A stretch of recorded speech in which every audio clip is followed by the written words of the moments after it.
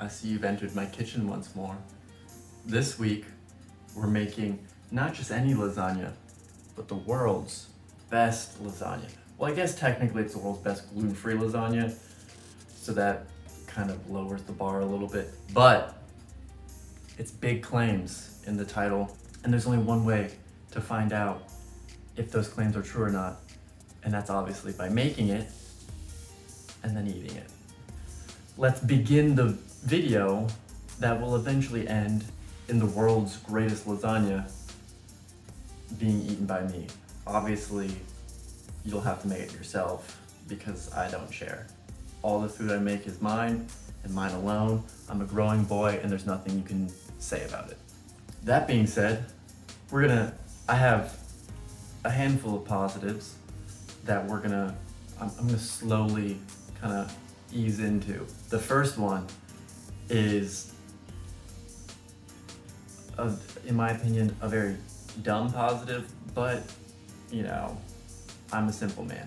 So my baking pans, kind of a little rough. Have had them for many years now. Gunk has been baked on over those years, and I'm just too lazy to remove it. So I left one not cleaned, and I kind of cleaned the other one to show you essentially before. Look at this. And to be fair, this one wasn't as bad as the other one because you can kind of still see some of the pan in there, but looking real rough. And then after, look at that. Look at that. I mean, granted, there's like some bits on there still, but overall, it's like a brand new pan. So I just need to do the same process to this one, and then we're in the money. My other positive is plant-based, and so I got some herbs for my birthday, like little seeds, and I planted it, and they're sprouting, and I'll probably put a picture someplace to show you. But other plant news, because there's more than one plant news this time. I planted a lemon seed that I just got from a normal lemon from the grocery store. Just threw it in some dirt, and I took a carton of milk and cut it in half and put dirt in there because I didn't have any more pots, and I was like, we're just gonna put a lemon seed in there. Kind of forgot about it, assumed that it wasn't growing because it was like weeks of nothing, and then it's now sprouted. So give me, a few years, and I'm gonna be rolling in the lemons. All the lemonade. I'll have a lemonade stand. I'm gonna quit my job. I'll become the lemon man. It's gonna be great. The downside though, because I'm always excited about things growing out on my little patio, I'm opening my door and walking out there and looking at them multiple times a day, just in case they've changed. I know that they haven't, but they might. You never know. And so I'm going out there to look at them, and gnats and mosquitoes. I have a screened-in porch, but somehow gnats and mosquitoes get in, and then they're getting into my apartment. And I've been having a battle today with one of those characters, and so hopefully it doesn't fly in front of the camera at any point, but if it does, let me know so I can smash it, because it's been evading me. I've killed many of them. I've gotten pretty good at it, but this one, it's a tricky one. It's outsmarting me at every turn, and I don't like it. I will get it. Anyway, let's run through those ingredients. Sausage, ground beef, onion, garlic, crushed tomatoes, tomato paste, tomato sauce, sugar, dried basil, Italian seasoning, salt, pepper, parsley, ricotta cheese, an egg, lasagna noodles, mozzarella cheese, Parmesan cheese. For the game plan, obviously, there's kind of a few things going on, but first step, I like to call it the prep step, but that's also because I don't know how to pronounce French words, and the mise en place, I think is how it's pronounced. I listened to the Google Translate thing a few times. Not 100% sure on if I said that right, but prep step is how I'm gonna call it because it rhymes. So prep everything. I mean, you don't have to because this one isn't as hands-on, but I feel like it's just much more relaxing to cook that way. The next step is going to be to cook the meat. So both the Italian sausage and the ground beef go in, then take them out. We're gonna use the grease from the pan to cook the onion and the garlic, then put the meat back in. Then it's going to be to add the tomato crew and their buddy water. There's like 3 different types of tomato thing going in, so just put those in. Then stir that up, get the party started. Then add in the seasoning and the parsley, stir it up again, and then you're gonna cover and simmer for at least an hour and a half. This is a long recipe. This one step is at least an hour and a half. Buckle up. After you've, seen all of the Avenger movies, the next step is going to be to make the ricotta filling for lasagna. So just kind of mix all that stuff up. Then after that, it's going to be to preheat the oven. Then we're gonna assemble the lasagna and then cover it and bake for 25 minutes. And then uncover, bake another 25 minutes. Then pull out, let it cool for 15 minutes, and then serve and enjoy. So that's the game plan. If you do this recipe, it's like a day plan. Like, you're gonna be sitting at home for a while doing this. I would assume that you could make like the meat sauce ahead of time, so you could kind of split it up a little bit, but I don't have that kind of forethought. So like I said, in the game plan, step 1 is going to be to prep everything. I mean, you actually do need most of this pretty quick in the recipe, so it's not completely insane to do this step first. But for me, the prep I'm doing is going to be to cut the onion, cut the garlic, and also cut the parsley. And you need parsley later on in the recipe, so I'm just gonna cut the full amount now, and then I'll just kind of save it for later when I need it. And then I'm not gonna show this, but also like open the cans of tomato that you need, mix the seasonings together, because that just makes life easier when you just dump it in instead of having to like measure them all out. I think that's it. I think that's all the prep that I'm gonna need to do, but essentially just kind of get your ducks in a row and it'll make the process much smoother. Or live in chaos. It's your life. You can do what you want.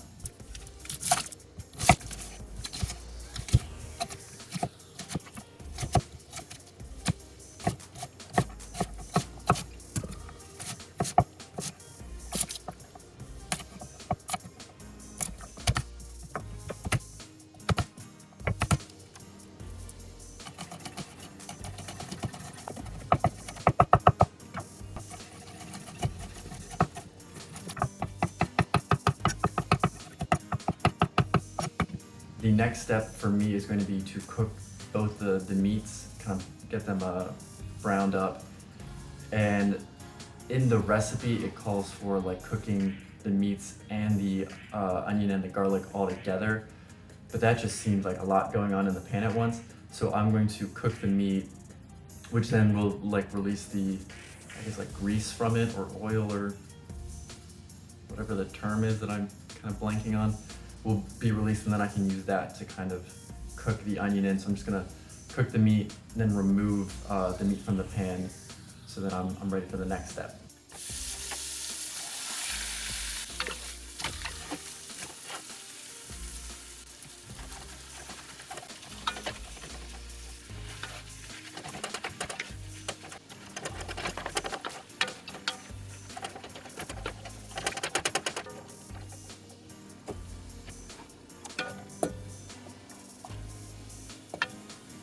So now that the meat has been cooked and effectively, in my eyes, the pan is ready, now it's time to put in the onion.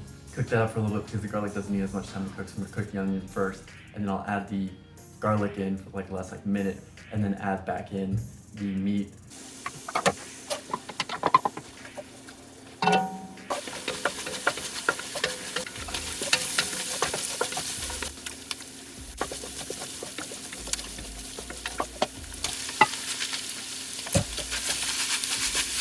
So now that the meat and the onions and garlic are all cooked up, the next step is going to be to add in the tomato sauce, crushed tomatoes, tomato paste, and also the water.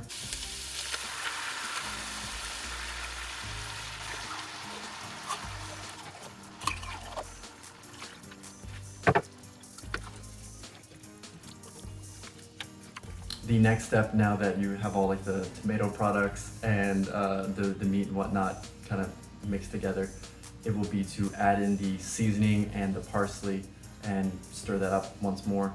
And then this will lead into simmering for an hour and a half at a minimum. So, I mean, if you need to do something for more than an hour and a half, I guess just leave it simmering. Stir it occasionally, don't completely abandon it. But yeah, just, I don't know, do a puzzle, do something fun. Let me know. If you make this, let me know what you did for your hour and a half break time. Coolest one wins. Probably like 2 people saying something, so duke it out.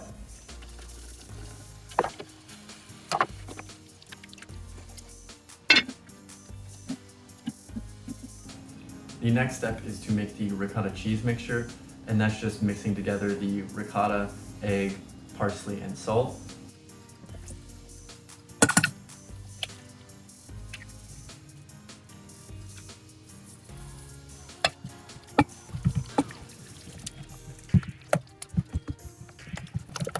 The next step is to assemble the lasagna.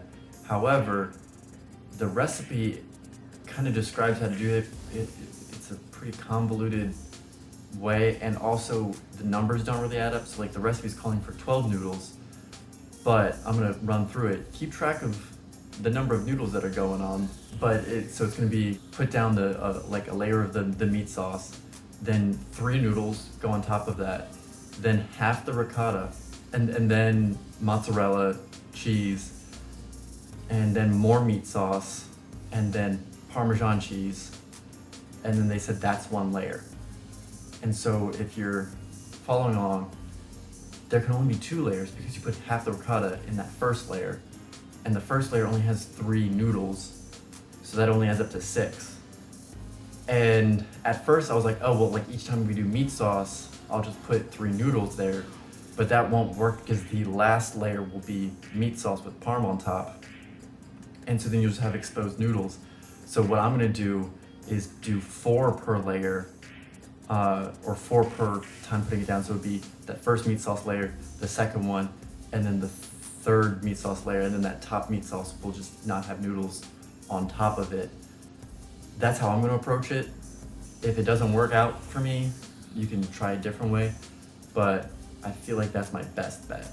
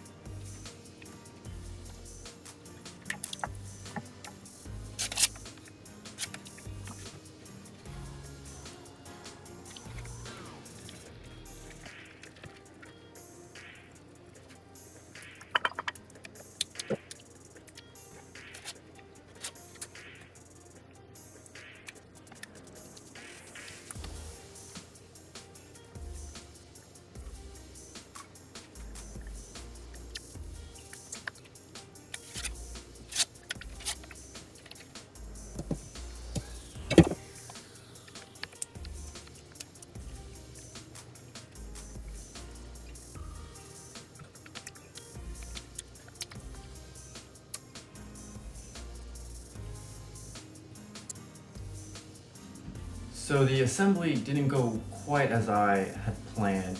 Right out the gate, I hit an issue of the box of noodles that I have. They gave me 16, not 12 like I was expecting. So that threw off the numbers pretty quick. So I went about it a little a little differently. It felt a little erratic. I'd have to go back and look to see if there's rhyme or reason to it. I felt like I had logic, but now kind of thinking back on it, I felt like I was just putting down noodles willy-nilly. So we'll see how it turns out. I kind of split the ricotta into thirds and made it a little differently. I mean, you just saw what happened. So if it turns out well, just do that. Don't listen to anything that I said. Do what I do, not what I say, which is like usually the opposite of how that usually goes. The next step is going to be to cover the lasagna that we've assembled and then put in the oven for 25 minutes.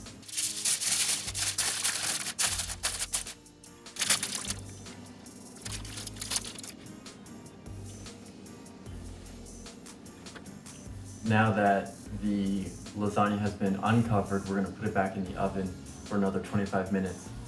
And like you saw, some of the cheese got stuck to the foil, so I just scraped that off with a wooden spatula that I have, and just put it right back. Good as new. It'll melt back up in the oven, and you'll never know that it got stuck to foil. All right, so all that hard work has finally paid off. Just took it out of the oven. Let me show you. Look at this. It's gonna be delicious. My apartment just smells so good right now. All right, all that's left is to let it cool and then cut a slice and see if it's actually the world's best lasagna. While we're letting it cool, I'm just gonna kind of run through my scoring ideas before I've tasted it, and that'll kind of be like the final bit of info to give the score. The recipe overall, it took a while, so that kind of is a bit of a negative. However, it didn't require a lot of hands-on activity for that full time. So even though it took a couple hours, I wasn't actively having to pay attention to cooking the entire time, so like I could, go literally do anything else. I mean, I was like cleaning up the dishes as I was going, so now my sink is completely clean. Straighten up some of my apartment, watch some of the YouTube, those kind of things while I was waiting. So it wasn't like, I'm not exhausted right now. Definitely hungry, but that's just because I only had one dinner so far and I'm used to having two. Not really. The other kind of criteria I'd hold against it is just the name itself. It's claiming to be the world's best, which you're setting the bar so high already. Like, just be like, this is lasagna.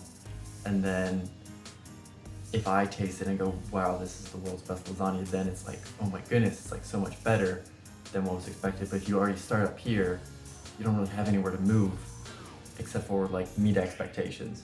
So this better be some good lasagna. But a positive, even though like, well, the recipe was also a little confusing with that assembly step. But before that, they actually preheat the oven right before the assembly, which makes sense because the amount of time it takes to assemble, it probably would be able to heat the oven to that point. Rather than some recipes, it's like step one, they're like, preheat the oven. We're not gonna need the oven for like an hour, but preheat it now. But essentially waste money to heat this for way longer than you need to. And so I appreciate the recipe kind of having it in the, what I would consider correct spot, rather than it just be slapped on at the beginning, be like, yeah, preheat your oven. You'll get there eventually. So that's kind of cool. And I'm gonna assume that the assembly step, maybe it's just my reading comprehension, or it might be like a slight typo, like there's probably like one word missing that changes the whole meaning, where it's like, oh, that makes sense. It's like you were supposed to repeat this many times and then do this next step. So I'll give the benefit of the doubt there, because we're all human. We make mistakes. These things happen. I think I, figured out the situation well enough. I think that I've given it enough time to cool down. I'm gonna cut off a slice and then let you know if it's actually the world's best lasagna. Before I get the slice, I just need to show you best plate ever. This is what I'm gonna use until the day I die. This plate is older than I am. It's from 1991, and it's the best plate. All right, lasagna time. I have the lasagna here. Take a look at that. All right, we're gonna try a little bit. Let's see what we think. Is it the world's best lasagna?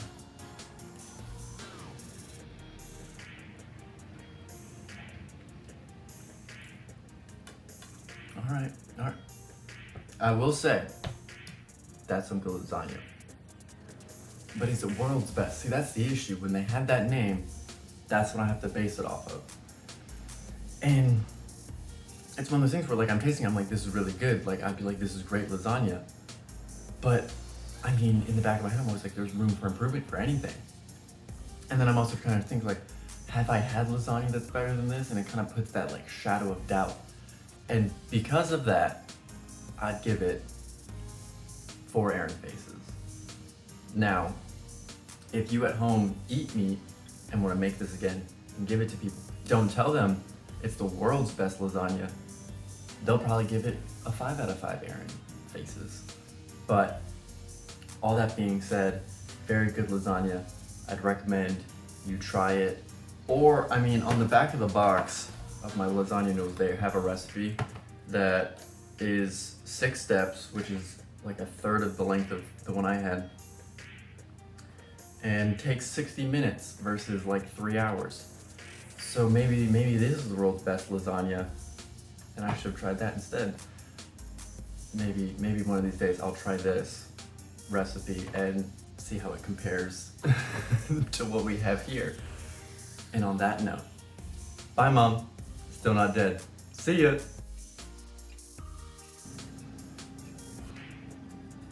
Oh, did I get you? I felt it. He's probably just stunned. Made contact.